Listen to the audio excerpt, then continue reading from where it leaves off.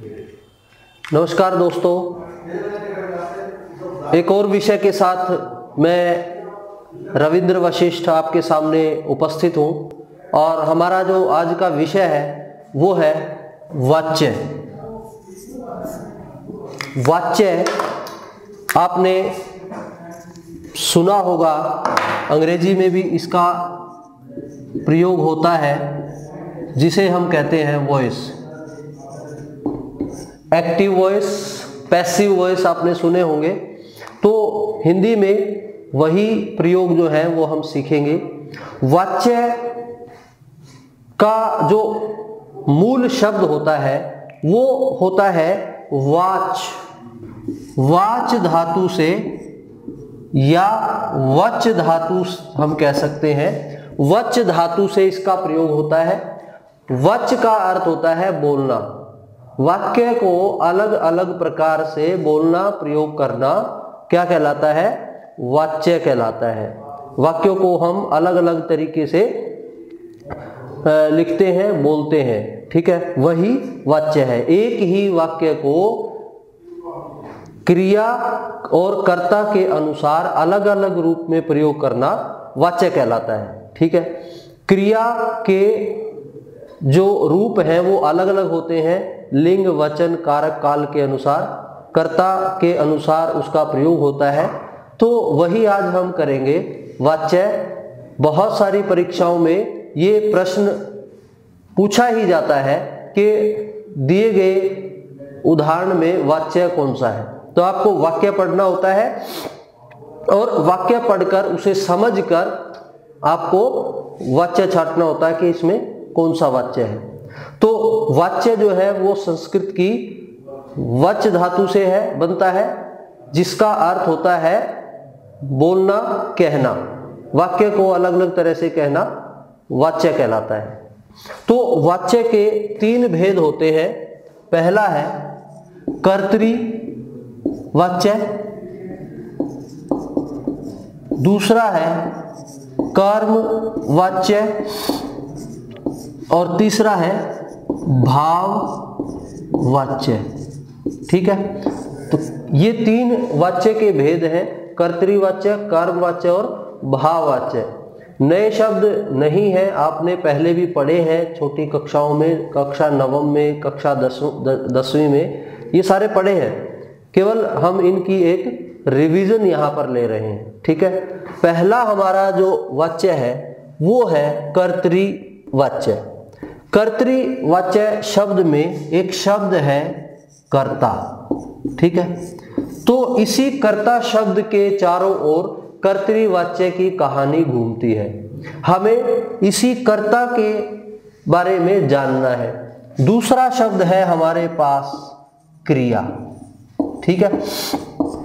तो क्रिया और कर्ता का जो संबंध है वो हम इसमें चर्चा करेंगे। क्रिया और कर्ता का किस प्रकार जो क्रिया है वो कर्ता के अनुसार बदलती है, ये हमने देखना है, ठीक है। आपको याद है कि हमने कारक किए थे, कारक चिन्ह, जिसमें अलग अलग कारक आए थे। कर्ता ने कर्म को करण से संप्रदान के लिए, अपादान से संबंध का के की, आदिकरण में पर संबोधन है अरे, तो ये कारक किए थे। तो कर्तृवाच्य में कर्ता कारक के बारे में हम बात करेंगे। कर्ता कारक, कर्ता होता क्या है? आपको पता है, किसी भी काम को करने वाला कर्ता कहलाता है, ठीक है। कर्ता कारक प्लस ने, ये कर्तृवाच्य की पहचान है। बहुत ही कम शब्दों में सीधी पहचान, पहली पहचान क्या है? कर्ता प्लस ने। अपनी अभ्यास पुस्तिका में लिख लीजिए, जहां पर कर्ता के साथ ने लिखा होगा वाक्य में, वहां पर कर्तृवाच्य होगा। पेपर में अगर ने आ जाता है तो देखते ही आपको अपना उत्तर करेक्ट कर देना है कि ये कर्तृवाच्य होगा। अब दूसरा क्या है? दूसरा है इसको समझने का तरीका क्या है, कैसे समझेंगे। देखिए, रमेश ने पुस्तक पढ़ी। आपको कहीं और ध्यान नहीं देना है, आपको केवल और केवल ने पर ध्यान देना है। रमेश जो है वो क्रिया करने वाला है, क्रिया जो है वो क्या है, पढ़ना, और क्रिया किसके द्वारा की जा रही है, रमेश के द्वारा। तो क्रिया जिसके द्वारा की जाए वो कौन होता है, कर्ता होता है। और आपको रूल बताया है कर्ता प्लस ने जब हो, ये ने है यहां, तो आपको वाच्य लिख देना है कर्तृवाच्य। ठीक है, तो ये उदाहरण हो गया इसका। एक और एग्जांपल ले लेते हैं। रमेश ने खाना खाया।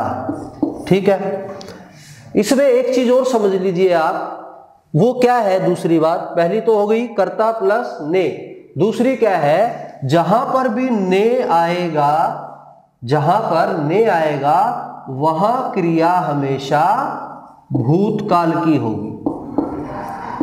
ये आप लिख लीजिए, जहां पर क्रिया ने आएगा वहां क्रिया भूतकाल की होगी। तो ये भी कर्तृवाच्य की एक पहचान है। जैसे सीता ने गाना गाया। ठीक है, तो गाया पास्ट। ठीक है, तो ये पास्ट टेंस है, भूतकाल की क्रिया है। ऐसे ही अध्यापक ने प्रश्न पूछे। अब देखो सभी जो क्रियाएं हैं वो भूतकाल की क्रियाएं हैं। प्रश्न पूछे यानी पहले पूछे, खाना खाया यानी खाने का काम पूरा हो गया है पास्ट में, और गाना गाया, गाने का काम भी जो है वो पूरा हो गया है। तो इस प्रकार यहां पर स्पष्ट हो गया है कि जब किसी वाक्य में पहला कर्ता प्लस ने, कर्ता के साथ ने का प्रयोग हो और क्रिया जो है वो भूतकाल की हो, वहां पर कर्तृवाच्य होगा। ये सीधी सीधी पहचान है कर्तृवाच्य की। अब बात आती है जहां पर ने नहीं है। कई ऐसे वाक्य भी आ जाते हैं जहां पर ने का प्रयोग ही नहीं होता है। वो देखिए क्या है, जैसे मोहन पतंग उड़ा रहा है। मोहन पतंग उड़ा रहा है। आप यहां देखिए क्रिया क्या है। जब भी आप वाच्य करेंगे तो क्रिया को ध्यान में रखेंगे। वाच्य भी कौन से, कर्तृवाच्य और कर्मवाच्य। कर्तृवाच्य जब हम करेंगे तो सबसे पहले देख रहे हैं कि क्रिया कौन सी है, उड़ा रहा है। ठीक है, और कौन उड़ा रहा है, मोहन। कर्तृवाच्य की परिभाषा के अनुसार हम देखें तो हम देखेंगे कि जब क्रिया कर्ता के लिंग, वचन, पुरुष और कारक के अनुसार हो वहां पर कर्तृवाच्य होता है। अब इस परिभाषा को हम समझें कैसे। परिभाषाएं पेपर में नहीं आती हैं, लेकिन परिभाषाओं के आधार पर वाक्य हमें समझने पड़ेंगे। और वो कैसे, देखिए। अब मोहन क्या है, व्याकरण की दृष्टि से मोहन संज्ञा शब्द है। ठीक है, और क्या है मोहन, मोहन एक वचन है। ठीक है, और लिंग कौन सा है, मोहन, मोहन जो है वो पुल्लिंग है। ठीक है, तो ये व्याकरण की दृष्टि से आपको पता है। इस विषय से पहले आप ये सारे विषय समझ चुके हैं। मोहन संज्ञा शब्द है, व्यक्तिवाचक संज्ञा है, एक वचन है, एक ही है चूंकि इसलिए एक वचन है। पुल्लिंग, मोहन पुल्लिंग है। ठीक है, तो और करता है। ठीक है, काम को करने वाला। तो आपको बताया मैंने कि कर्तृवाच्य क्या होते हैं, ऐसे वाच्य जिसमें क्रिया कर्ता के लिंग, वचन, पुरुष और कारक के अनुसार होती है। ठीक है। पुरुष कैसे? मोहन पढ़ रहा है, अन्य पुरुष है ये, ठीक है। हम मोहन के बारे में बात कर रहे हैं। पुरुष आपको पता होने चाहिए, बोलने वाला जो है अपने लिए जिन शब्दों का प्रयोग करता है वो कौन सा होता है? प्रथम पुरुष। सुनने वाले श्रोता मध्यम पुरुष, और जिसके बारे में बातचीत की जा रही हो वक्ता श्रोता के बारे मिलकर, जिस अन्य के बारे में जो यहाँ उपस्थित है या कहीं और है, अदृश्य है, वो होता है अन्य पुरुष। मोहन खेल रहा है, थर्ड पर्सन है, अन्य पुरुष है। तो ये चीजें आपको समझ में आ गई। अब देखिए, मोहन लड़का है इसीलिए पतंग उड़ा रहा है, ठीक है। रहा है कब आता है? जब शब्द पुल्लिंग हो। यहां पर मोहन पुल्लिंग है इसलिए रहा है, और मोहन एक है इसलिए रहा है। अब इसी वाक्य को हम बदल कर देखेंगे। हम लिख देते हैं यहां पर मोहन की जगह राधा। क्या लिख दिया हमने? राधा। राधा पतंग उड़ा रहा है। वाक्य बना? नहीं, क्योंकि यहां पर सब्जेक्ट जो है वो बदल गया है, लेकिन सब्जेक्ट के अनुसार क्या नहीं बदला है? वर्ब नहीं बदली है। जब वर्ब अकॉर्डिंग टू सब्जेक्ट हो, वर्ब अकॉर्डिंग टू सब्जेक्ट, क्रिया किसके अनुसार हो? सब्जेक्ट के अनुसार, कर्ता के अनुसार हो, तभी वहां पर कर्तृवाच्य होगा। अब इस वाक्य को हम बदल कर देख लेते हैं। देखिए, राधा है तो पतंग उड़ा रही है, क्या हो जाएगा? उड़ा रही है। तो रहा है बदल गया रही में। तो यहां पर स्पष्ट हो रहा है कि रही है जो क्रिया है उड़ाना, वो क्या है? राधा के अनुसार बिल्कुल सही है। यहां पर वाक्य बिल्कुल सही बन रहा है। राधा पतंग उड़ा रही है। राधा क्या अब हो गया? यहां पर बदल देते हैं हम, पुल्लिंग की जगह राधा क्या हो गया है? स्त्रीलिंग हो गया है, ठीक है। वचन वही है, कर्ता वही है, राधा संज्ञा है। तो इसीलिए आपको बताया है कि जब क्रिया कर्ता के लिंग वचन पुरुष कारक के अनुसार हो तो वहां पर कर्तृवाच्य होगा। इसका अर्थ क्या है? क्रिया जो है वो कर्ता के लिंग वचन पुरुष कारक काल के अनुसार होगी तो कर्तृवाच्य होगा। आपको वाक्य दे दिया जाएगा पेपर में और आपसे पूछा जाएगा कि दिए गए वाक्य में कौन सा वाच्य है। आपको भाववाच्य दे दिया, आपको कर्मवाच्य दे दिया, आपको कर्तृवाच्य दे दिया, एक दे दिया, इनमें से कोई नहीं। तो आपको क्या देखना है? जब भी वाच्य का प्रश्न आता है तो सबसे पहले आपको किस बात पर विचार करना है? वो बात यह है कि दिए गए वाक्य में जो क्रिया है क्या वो कर्ता के अनुसार है? और कर्ता के अनुसार कैसे है? मैंने आपको बताया, यदि कर्ता एक वचन है तो क्रिया भी एक वचन की ही आएगी। जैसे मोहन पतंग उड़ा रहा है, मोहन एक है तो उड़ा रहा है। यदि मोहन की जगह राधा है तो स्त्रीलिंग हो गया, एक वचन है, स्त्रीलिंग है, तो राधा पतंग उड़ा रही है हो जाएगा। अब वचन भी बदल देते हैं हम, वचन बदल देते हैं यहां पर लड़के पतंग उड़ा रहे हैं आएगा।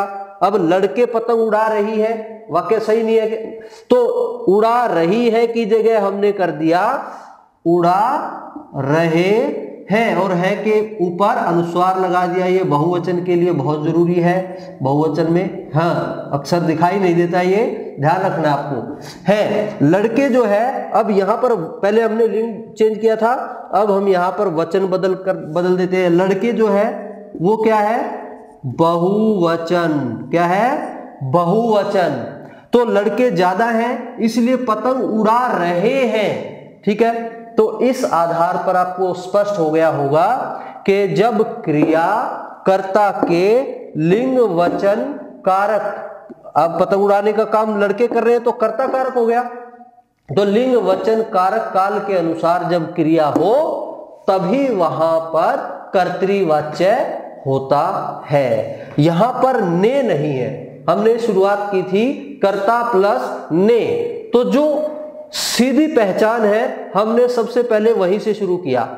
कर्ता प्लस ने आ गया तो आंखें खोलकर, आंखें बंद करके मैं नहीं कहूंगा, आंखें खोलकर कर्ता प्लस ने आपको दिखाई देता है और वाच्य पूछा गया है, तो सीधा आप आंखें खोलकर ध्यान से ने वाले को, कर्तृवाच्य वाले उत्तर को सही कर देंगे।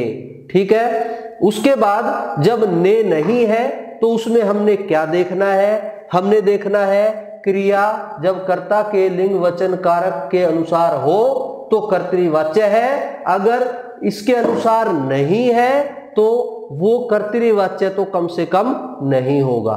ठीक है, तो ये कर्तृवाच्य की पहचान थी। इस प्रकार आप इसको समझ सकते हैं। इसमें कर्ता प्रधान होता है। आपसे प्रश्न पूछ लिया जाता है कि कर्तृवाच्य में प्रधान शब्द कौन सा है?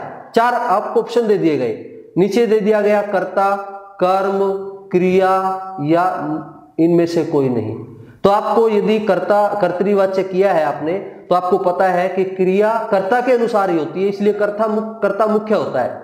ठीक है, तो वो हो गया कर्ता प्रधान। तो इस प्रकार आपसे शब्द पूछे जा सकते हैं। अब एक वाक्य हम लिखते हैं, देखिए, महर्षि वाल्मीकि ने रामायण लिखी। ठीक है, अब कर्ता कर्म, कर्ता के लिंग वचन के अनुसार हम बात कर रहे हैं। यहां पर ने तो आ गया, ये तो आपको पता है कि हाँ ये कर्तृवाच्य है, लेकिन आपको एक चीज और इसमें समझनी चाहिए कि जो क्रिया है वो क्या है? लिखी, स्त्रीलिंग में है। क्या लिखी? रामायण। तो क्या लिखी? रामायण। रामायण शब्द जो है वो क्या है? स्त्रीलिंग शब्द है, स्त्रीलिंग शब्द है। तो रामायण क्या लिखी? रामायण। तो क्रिया जो है वो कर्म के अनुसार है यहां पर, तो इस दृष्टि से ये कर्मवाच्य होना चाहिए। अभी कर्मवाच्य हम करेंगे, लेकिन ने एक्सेप्शनल ये उदाहरण है, अपवाद है ये।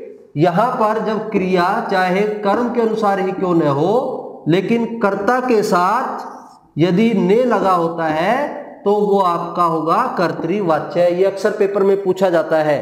ठीक है, अब हमारा अगला आता है कर्मवाच्य। कर्तृवाच्य में आपने क्या समझा?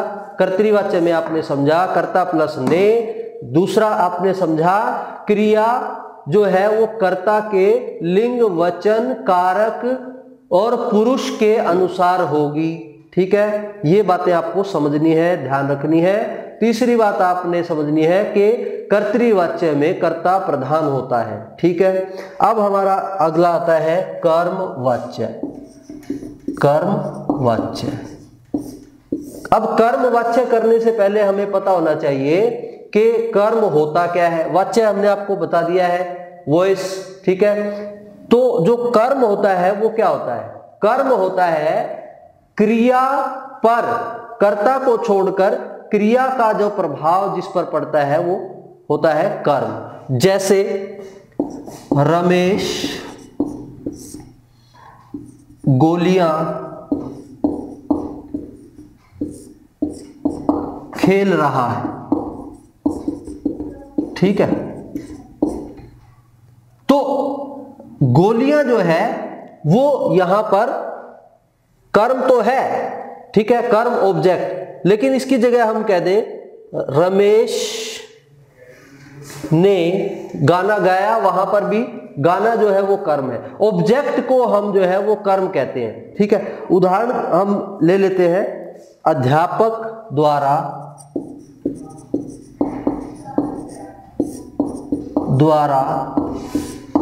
कहानी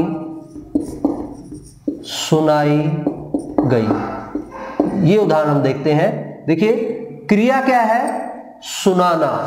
ठीक है, क्रिया है सुनाना, और क्या सुनाई गई? कहानी सुनाई गई।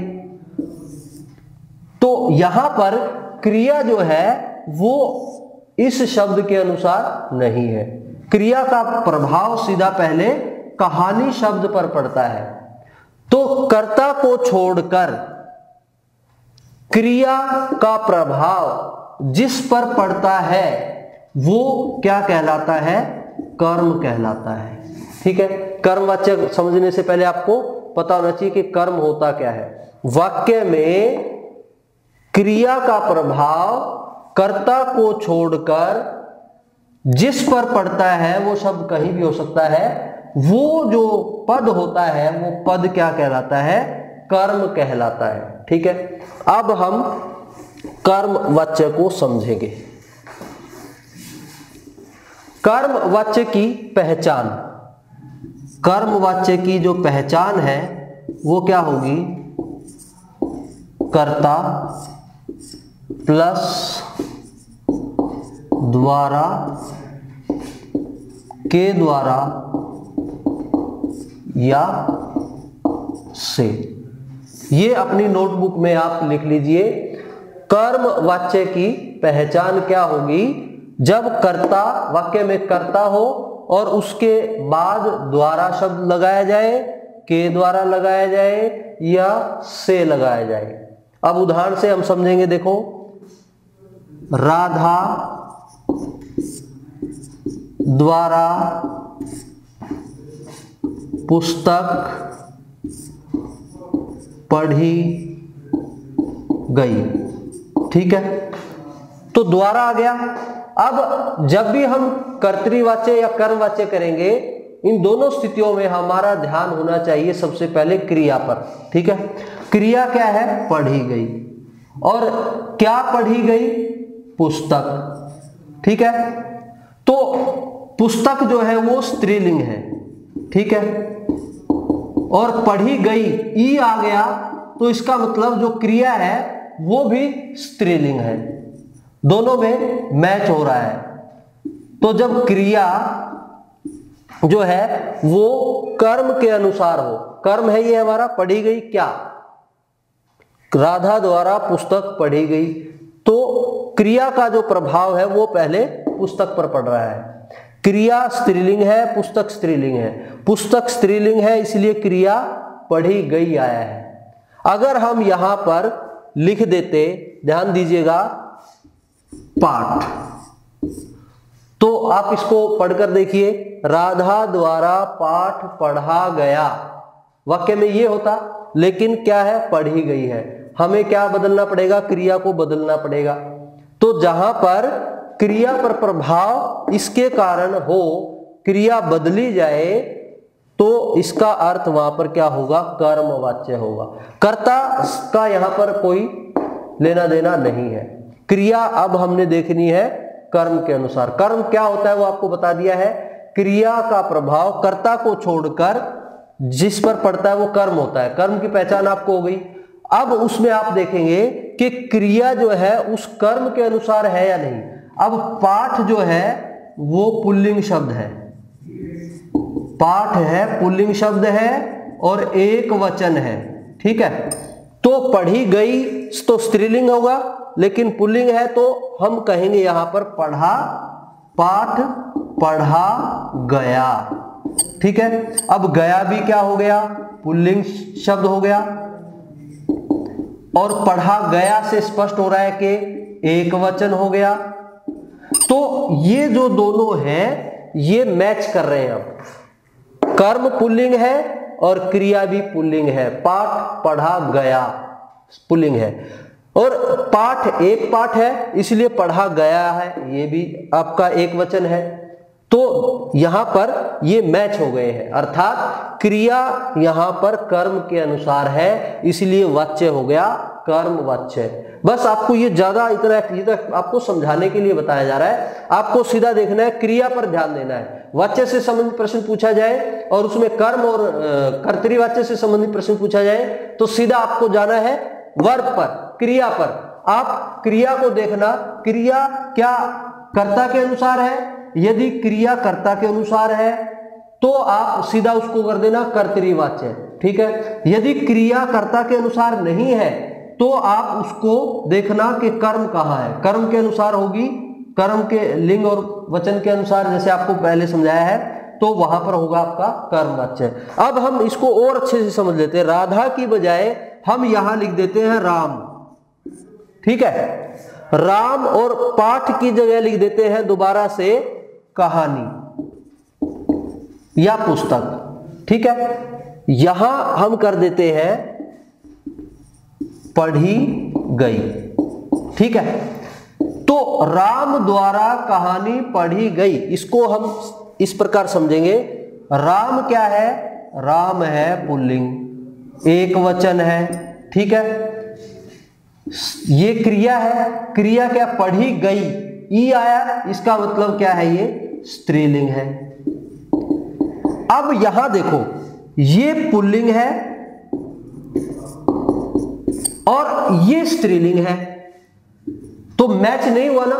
जैसे पिछले वाक्य में आपने देखा, उसमें मैच हुआ, पुल्लिंग का पुल्लिंग के साथ, स्त्रीलिंग का स्त्रीलिंग के साथ, पुल्लिंग का पुल्लिंग के साथ और वचन का वचन के साथ। लेकिन यहां पर सब्जेक्ट पुल्लिंग है लेकिन क्रिया स्त्रीलिंग है, गई। ये स्त्रीलिंग में आता है, गई, पढ़ाई गई, चलाई गई। ठीक है, तो इसका मतलब मैच नहीं हो रहा है।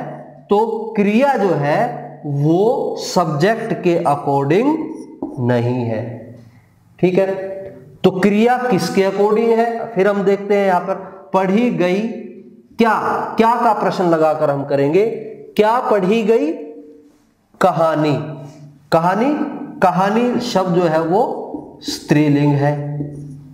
ठीक है, तो यहां भी स्त्रीलिंग हो गया, यहां भी स्त्रीलिंग हो गया, तो इति सिद्धम, स्त्रीलिंग के साथ स्त्रीलिंग का मैच हो गया। क्रिया कर्म के अनुसार है, तो यहां पर कर्मवाच्य हो गया। समझ आ गया? बिल्कुल आपको एक एक चीज अच्छे से स्पष्ट करके समझाई गई है, पूरे विस्तार से, क्योंकि जब बेसिक कॉन्सेप्ट हमारे क्लियर होते हैं तो पेपर में हमें झट से देखते ही पता लग जाता है कि इसका उत्तर ये होगा। ठीक है, आपको ध्यान रखना है इस चीज का। अब अगला उदाहरण देखेंगे। ये आपने रूल देख लिया है, कर्ता के साथ द्वारा हो, के द्वारा हो या से हो। मोहन के द्वारा पतंग उड़ाई गई। क्या उड़ाई गई? पतंग। उड़ाई गई स्त्रीलिंग है, पतंग भी स्त्रीलिंग है, दोनों में मैच हो रहा है, इसलिए क्रिया अकॉर्डिंग टू कर्म है, कर्मवाच्य होगा आपका। ठीक है, अब बात आती है कि जहां पर कर्म कर्ता ना हो, आपको सामने दिखाई दे रहा है कर्ता के साथ द्वारा, के द्वारा, से या से लगा हुआ है, लेकिन ऐसे कई वाक्य होते हैं जहां पर ये चीजें नहीं होती हैं। उदाहरण के तौर पर देखिए, पाठ पढ़ा गया। अब ये वाक्य आ जाता है पेपर में, आपसे पूछा जाता है कि इस वाक्य में वाच्य बताएं कौन सा है। तो वाच्य को, कर्म वाच्य को आप जब सोचेंगे तो उसमें आपको ध्यान रखना है कि जो क्रिया है वो कर्म के अनुसार है या नहीं। यदि कर्म के अनुसार है तो वो होगा आपका कर्मवाच्य, और कई बार कर्ता होता ही नहीं है। इस वाक्य में आप देखो, पाठ पढ़ाया गया, तो किसी न किसी के द्वारा तो पाठ पढ़ाया गया होगा ना, लेकिन वहां पर कर्ता का लोप है, कर्ता नहीं है। तो कर्ता नहीं है तो रहने दो, कर्ता को घूमने फिरने दो, आराम करने दो। अब बात आती क्रिया। जब आपको बताया है कि जब हम वाच्य करेंगे तो क्या देखेंगे? पहला क्रिया पर जाएंगे, कर्मवाच्य या कर्तृवाच्य देखेंगे तो सीधा क्रिया पर जाएंगे। क्रिया लिंग वचन के अनुसार किस पर है? कर्म के अनुसार है या कर्ता के अनुसार है। अब यहां पढ़ाया गया क्या, प्रश्न आता है क्या। क्या का प्रश्न जब हम करते हैं और अगर हमें उत्तर मिल जाता है तो समझ लीजिए वो कर्म है। सकर्मक अकर्म क्रिया में यह स्पष्ट किया गया है कि जब क्या का उत्तर मिल जाए, जो उत्तर है, जो उत्तर मिलेगा आपको वही कर्म है। ठीक है, तो यहां पर आप देखिए, पढ़ा गया, क्या पढ़ा गया? पाठ पढ़ा गया। तो पाठ जो है वो पुल्लिंग शब्द है। ठीक है, और एक पाठ है तो एक वचन है। ठीक है, तो यहां पर पढ़ा गया, गया मतलब पुल्लिंग, गई मतलब स्त्रीलिंग, तो पुल्लिंग से पुल्लिंग मैच हो गया।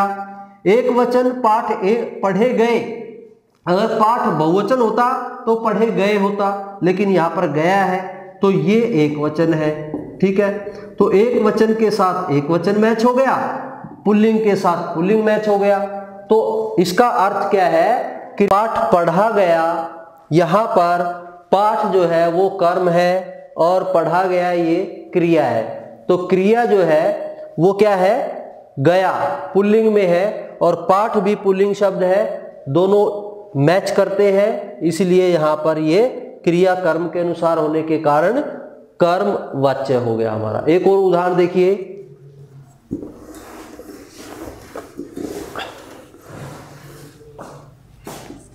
उदाहरण देखिए, चित्र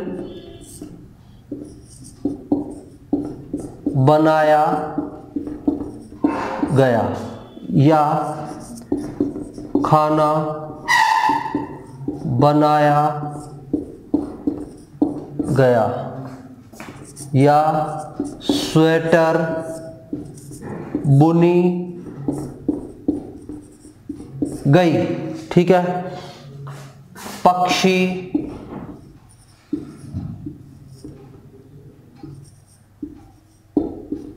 उड़े, नहीं ये नहीं है। अब देखिए यहां पर 3 वाक्य आपके सामने हैं, चित्र बनाया गया, खाना बनाया गया, स्वेटर बुनी गई। इन तीनों वाक्यों में आप देखिए कि चित्र बनाने वाला यहां पर नहीं है, खाना बनाने वाला नहीं है, स्वेटर बुनने वाली नहीं है, अर्थात सब्जेक्ट नहीं है, कर्ता का यहां पर अभाव है। तो एक आपने किया कर्ता के साथ द्वारा या के द्वारा लगा हो, से लगा हो, तो समझ लीजिए वो कर्म वाच्य है। दूसरा आपने सीखा कि जब क्रिया कर्म के अकॉर्डिंग हो, कर्म के लिंग वचन पुरुष के अकॉर्डिंग हो, तो वहां पर कर्म वाच्य है। वही रूल यहां पर देखिए, यहां पर कर्ता नहीं है, सब्जेक्ट नहीं है, लेकिन 2 चीजें आपको दिखाई दे रही हैं। एक तो दिखाई दे रहा है आपको कर्म, ठीक है, कर्म की पहचान आपको बता दी गई है। बनाया गया क्या, चित्र, तो क्या का उत्तर जहां मिले वो कर्म होता है, ठीक है। अब बुनी गई क्या, स्वेटर, तो इसका मतलब क्या है, ये तीनों ही शब्द क्या है, कर्म है।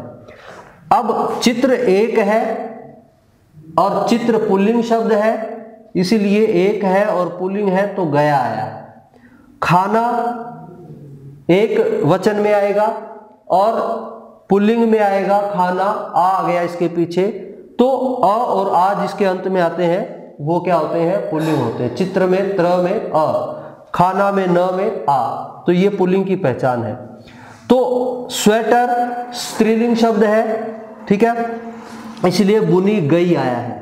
तो बुनी गई स्त्रीलिंग, स्वेटर स्त्रीलिंग मैच हो रहा है, यानी क्रिया कर्म के अनुसार है तीनों ही वाक्यों में। तो ये आपकी हो गई कर्म वाच्य। कर्म वाच्य को समझते हुए एक चीज और ध्यान देंगे, कर्म वाच्य में 2 क्रियाएं आती हैं। 2 क्रियाएं कैसे, देखो, एक तो ये है और एक ये है, इसको हम रब कर देते हैं। देखिए एक ये क्रिया का पार्ट है और एक ये है, 1 और 2। बनाना और जाना, गया से जाना बनता है, बनाया बनाना और जाना, बुनी बुनना और गई यानी जाना। तो जाना जो है वो सहायक क्रिया है और इससे पहले की जो क्रियाएं हैं वो है आपकी मुख्य क्रियाएं।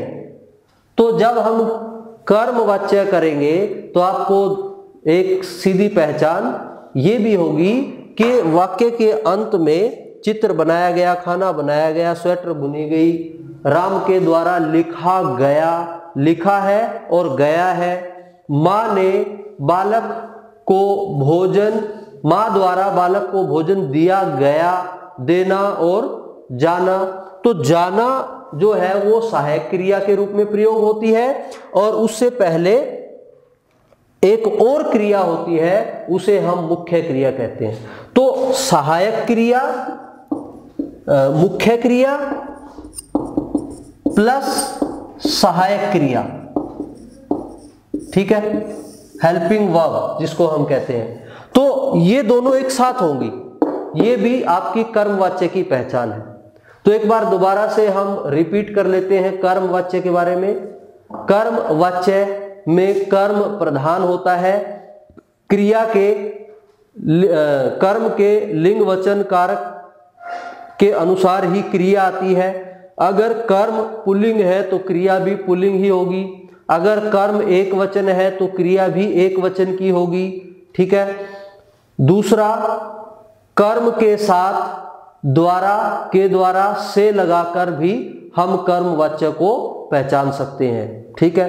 तीसरा, मुख्य क्रिया और सहायक क्रिया, ये आप इसको छोड़ दीजिए, ये नए शब्द हैं, आप उलझ जाएंगे। आप सीधा ये ध्यान रखिए कि जब क्रिया कर्म के अनुसार हो तो उसमें दो क्रियाएं आपको मिलेंगी, एक सहायक क्रिया और एक मुख्य क्रिया, ये दो क्रियाएं आपको मिलेंगी। जहां पर दो क्रियाएं आपको मिले सीधा वहां पर लिख देना कर्मवाच्य। ये कम समय में वाच्य को पहचानने की एक ट्रिक है, ठीक है।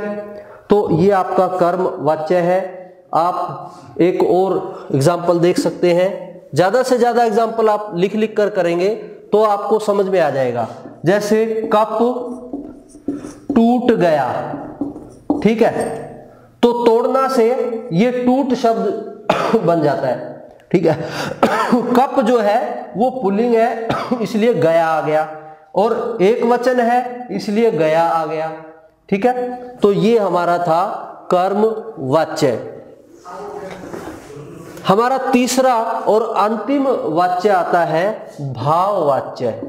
क्या आता है? भाववाच्य, ठीक है। भाववाच्य जब आप करेंगे तो इसमें क्रिया को देखने की आवश्यकता नहीं है, ठीक है। कर्तृवाच्य और कर्मवाच्य में आप सीधा जो है क्रिया पर केंद्रित रहेंगे, दोनों में क्रिया का महत्वपूर्ण योगदान है। जब आप कर्तृवाच्य करेंगे तो आप क्या देखेंगे, क्रिया कर्ता के अनुसार है या नहीं। अब के अनुसार का अर्थ आपको बता दिया है, लिंग वचन पुरुष कारक। अगर आप कर्म वाच्य कर रहे हैं तो आप क्रिया को देखेंगे कि वो कर्म के अनुसार है कि नहीं। लेकिन जब हम बात करेंगे भाववाच्य की, भाववाच्य में केवल और केवल भाव की ही प्रधानता होती है, ठीक है। ये इसकी सीधी सी पहचान है, उसमें भाव होता है। मुख्यतः नकारात्मक नहीं वाले जो वाक्य हैं वो भाववाच्य में प्रयोग किए जाते हैं। एक और चीज बिल्कुल ध्यान से आप सुन लीजिए, लिख लीजिए कि भाववाच्य में जो कर्म है वो नहीं होता, ठीक है। यानी दूसरे शब्दों में हम कहें कि जो क्रिया है वो क्या होगी, अकर्मक होगी। क्रिया क्या होगी, अकर्मक। अब कर्म का पता है आपको, कर्म क्या होता है, क्रिया का प्रभाव जिस पर पड़ता है वो कर्म होता है, ऑब्जेक्ट होता है। तो भाववाच्य में क्या होगा, क्रिया जो है वो अकर्मक होगी और एक वचन और पुल्लिंग में होगी। जैसे देखो, लड़के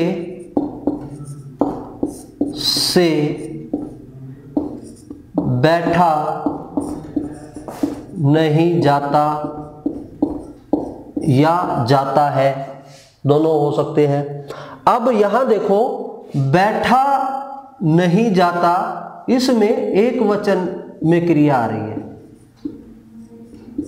बैठा नहीं जाते, अगर हम यहां पर जाते कहते, इसको हम बहुवचन में चेंज कर देते तो वाक्य की जो सेंस है वो बदल जाती है।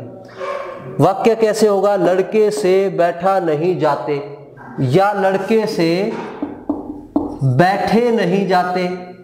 तो यदि हम बहुवचन में क्रिया को बदलते हैं तो इसका मतलब, और वाक्य की सेंस अगर सही नहीं होती है तो सीधा समझ लीजिए कि इसमें कौन सा वाच्य है, भाववाच्य है। क्रिया जो है वो बहुवचन में नहीं होगी, हमेशा हमेशा एक वचन में होगी। जैसे मां से खाना बनाया जाता है। अब यहां पर देखो बनाया जाता अर्थात क्या है, एक वचन है, और खाना क्या है, पुल्लिंग है, ये भी पुल्लिंग शब्द है, बैठा खाना। तो पुल्लिंग और एक वचन में हमेशा क्या होगी, क्रिया होगी, और अन्य प्रश्न में होगी, अन्य पुरुष में होगी, सॉरी। मां द्वारा लड़के से बैठा नहीं जाता, मां से खाना बनाया जाता है। तो जो ये बात कहने वाला है ये वक्ता है, और किसके बारे में कह रहा है, लड़के के बारे में और मां के बारे में कह रहा है। मां और लड़का जो है वो क्या है, अन्य पुरुष है। किसी और की जब बात की जाए तो वो अन्य पुरुष होता है। वक्ता कहता है मैं, मुझे, मैंने, मेरे लिए, और जो श्रोता होते हैं उनके लिए तुम, तुमने, तुम्हारा, और जो अन्य पुरुष होते हैं थर्ड पर्सन उनके लिए हम कहते हैं मोहन, सोहन, रमेश, वह, उसने, उसको। तो ये सारे अन्य पुरुष में आते हैं। तो भाववाच्य में आपको देखना है कि एक तो जो क्रिया होती है वो एक वचन और पुल्लिंग में होगी और अन्य पुरुष में होगी। बैठा, उससे बैठा नहीं जाता, मां से चला नहीं जाता, साधु संतों से अधिक भोजन नहीं किया जाता या बार बार नहीं किया जाता। तो पक्षियों से लंबी दूरी तय नहीं की जाती। तो यहां पर इस चीज को आप ध्यान रखेंगे, क्रिया जो है वो अकर्मक होगी। क्रिया क्या होगी, अकर्मक होगी। ये मुख्य बात है इसमें। भाववाच्य में जो क्रिया है वो क्या होगी, अकर्मक। उदाहरण के साथ हम देखेंगे कि तुमसे खाया जा रहा है, तुमसे खाया जा रहा है। अब इसमें कहीं भी कर्म नहीं है, ठीक है। खाया जा रहा है ये अपने आप में क्या है, क्रिया है। क्या है, क्रिया। खाया जा रहा है ये काम है ना, क्रिया है। तुमसे खाया जा रहा है, यहां पर क्या खाया जा रहा है ये नहीं दिया हुआ, अर्थात कर्म नहीं है, कर्म यहां पर नहीं है। अगर यहां होता तुमसे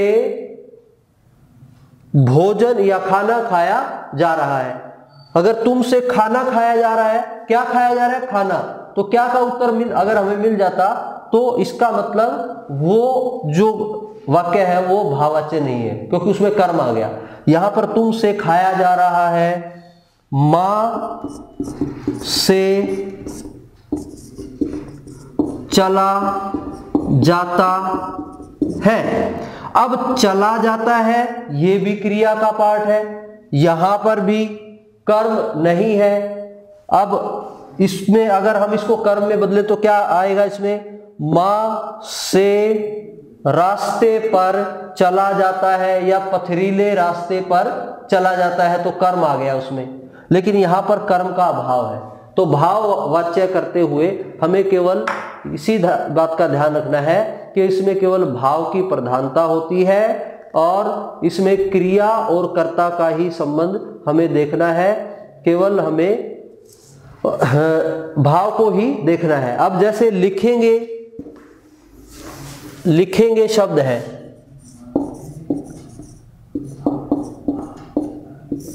लिखेंगे, तो लिखेंगे शब्द किसमें चेंज हो जाएगा, लिखा जाएगा, लिखा जाएगा।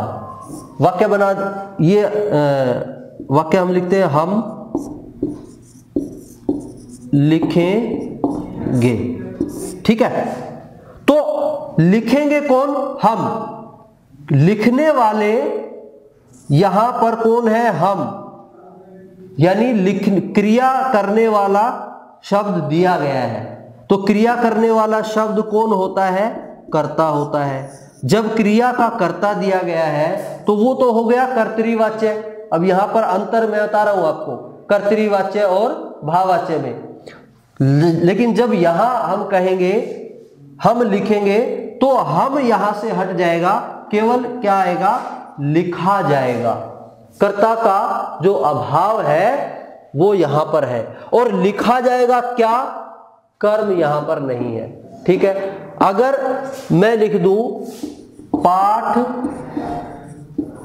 लिखा जाएगा, तो यहां पर ये क्रिया है और क्या का उत्तर मिल रहा है हमें कि क्या लिखा जाएगा, पाठ लिखा जाएगा। तो क्या का उत्तर मिले तो वो होगा कर्म। ठीक है, तो कर्म है, यानी क्या लिखा जाएगा, पाठ, क्रिया अकॉर्डिंग टू कर्म, तो ये कर्म कारक हो गया, आपका कर्म वाच्य हो गया। यहां पर लिखेंगे कौन, जहां पर कौन का उत्तर मिले तो वो हो गया आपका कर्ता, सब्जेक्ट। तो कौन लिखेंगे, हम, तो हम यहां सब्जेक्ट हो गया, क्रिया जो है वो सब्जेक्ट के अकॉर्डिंग हो गई, कर्ता के अकॉर्डिंग हो गई। तो ये जो उदाहरण है ये हो गया आपका किसके अनुसार, कर्तृवाच्य के अनुसार। लेकिन इस वाक्य पर आप ध्यान देंगे, तीनों का यहां कंपैरिजन दिया जा रहा है, इसलिए आपको अच्छे से ध्यान रखना है, समझना है। लिखा जाएगा, अब किसके द्वारा लिखा जाएगा, यहां पर कोई नहीं है। क्या लिखा जाएगा, वो भी नहीं है, तो ना तो कर्ता है और ना ही कर्म है, केवल और केवल क्रिया के दो पद दिए गए हैं। दो पद कौन से आपको बताए थे, लेकिन वो यहां पर लागू नहीं होगा। लिखा जाएगा ये आपका भाववाच्य में होगा। ठीक है, ऐसे ही एग्जाम्पल आप देखिए, लिखता है, लिखता है, क्रिया के अनुसार ही समझना है हमने वाच्यों को। ठीक है, लिखता है। एक और है लिख रहा है, लिख रहा है। तो ये दो वाक्य है, ये वाच्य में कैसे चेंज होंगे, लिखा, थोड़ा सा आगे लिख देता हूं, लिखा जाता है, लिखा जाता है, उसके बाद है लिखा जा रहा है, लिखा जा रहा है। अब मैं लिख देता हूं रमेश लिखता है, ठीक है, या सुरेश लिख रहा है। रहा है कौन, लिख रहा है कौन, सुरेश, लिखता है कौन, रमेश, ये कर्ता हो गए आपके। ठीक है, तो क्रिया अकॉर्डिंग टू सब्जेक्ट होगी तो कर्तृवाच्य हो गए। लेकिन यहां पे हम क्या करेंगे, हम करेंगे रमेश से लिखा जाता है, या रमेश सुरेश से लिखा जा रहा है। तो यहां पर से का जो नियम है वो आप देख रहे हैं भाववाच्य में। भाववाच्य में से का नियम है सब्जेक्ट प्लस से, लेकिन ये पूरी तरह से सही नहीं है। कई बार इसका जो प्रयोग है, से का जो प्रयोग है वो आपका इसमें कर्मवाच्य में भी प्रयोग हो जाता है। ठीक है, तो ये सामान्य रूप से समझने के लिए रमेश से लिखा जाता है, रमेश से लिखा जा रहा है, तो ये आपके हो गए भाववाच्य में। तो इस प्रकार हमने देखा कि वाच्य जो है वो किस तरह से समझा जा सकता है। वाच्य वाच धातु से बना है संस्कृत में, जिसका अर्थ है बोलना, और अलग अलग वाक्यों को, बातों को अलग अलग रूप में बोला जा सकता है, उसे ही हम वाच्य कहते हैं। क्रिया के आधार पर, कर्ता के आधार पर और भाव के आधार पर। वाच्य के तीन भेद होते हैं, पहला है कर्तृवाच्य, दूसरा है कर्मवाच्य, तीसरा है भाववाच्य। कर्तृवाच्य जो है उसमें आपको देखना है कर्ता प्लस ने अगर है तो सीधा आंख खोल कर लिख देना कर्तृवाच्य। दूसरा हमें देखना है कर्तृवाच्य में ही जब क्रिया कर्ता के लिंग पुरुष कारक काल के अनुसार कारक के अनुसार हो तो वहां पर आपको क्या लिख देना है, कर्तृवाच्य। क्रिया अकॉर्डिंग टू सब्जेक्ट, क्रिया कर्ता के अनुसार होनी चाहिए, वहां पर भी आपका कर्तृवाच्य होगा। ठीक है। दूसरा आता है कर्मवाच्य। कर्मवाच्य में सीधा कर्म पर हम जाएंगे। क्रिया के साथ जब कर्म लगा हो और क्रिया कर्म के अनुसार हो, न कि कर्ता के अनुसार। क्रिया कर्ता के अनुसार होगी तो कर्मवाच्य है। क्रिया जब कर्म के अनुसार हो तो वहां पर आप कर्मवाच्य को टिक कर देंगे। ठीक है। मोहन ने चित्रकारी की, क्या की? चित्रकारी। ठीक है। मोहन ने पेंटिंग बनाई, क्या बनाई? पेंटिंग। लेकिन यहां पर ध्यान देना, ने आ गया, चाहे क्रिया अकॉर्डिंग टू ऑब्जेक्ट ही क्यों ना हो, क्रिया कर्म के अनुसार ही क्यों ना हो, लेकिन जहां पर ने आ जाता है वहां पर शोर कर्तृवाच्य होता है। ठीक है। और दूसरा जो नियम था वो क्या था? क्रिया जो है एक से अधिक पदों की क्रिया प्रयोग होती है कर्मवाच्य में ही। कर्मवाच्य में दो क्रियाएं प्रयोग होती है, एक सहायक क्रिया, एक होती है मुख्य क्रिया। ठीक है। रमेश के द्वारा पाठ याद किया जाता है, तो याद किया जाता है एक से अधिक क्रिया का इसमें प्रयोग हुआ है। जाना, याद किया जाता है, याद किया और जाता है, तो किया और जाता है, जाना सहायक क्रिया होगी और करना जो है वो मुख्य क्रिया होगी। तो इस प्रकार जब जिस वाक्य में क्रिया का संबंध कर्म से हो, यानी कर्म दिया गया है, तो वहां कर्मवाच्य होगा। अब बात आती है भाववाच्य की। भाववाच्य में हमें ना तो देखना है कर्म, ना देखना है कर्ता, हमें केवल देखना है कि क्रिया का जो भाव आ रहा है वो क्या है, वही देखना है। कर्म भाववाच्य में नहीं होना चाहिए। ठीक है। कर्म भाववाच्य में नहीं होना चाहिए। जैसे अब मुझसे चला नहीं जाता है, मोहन से लिखा नहीं जाता है, इसमें क्या का उत्तर नहीं मिलेगा, तो वो होगा आपका भाववाच्य। और सब्जेक्ट प्लस से जुड़ा होता है, जाता है, जा रहा है, ये इसकी पहचान है। तो ये वाच्य हमने किया। आशा है आपको समझ में आ गया होगा। थोड़ा सा एक बार कॉन्सेप्ट समझ लेंगे तो आपको जीवन भर ये चीजें याद रहेंगी, लेकिन अभ्यास की बहुत जरूरत है। अगर आपको विषय समझ में आया हो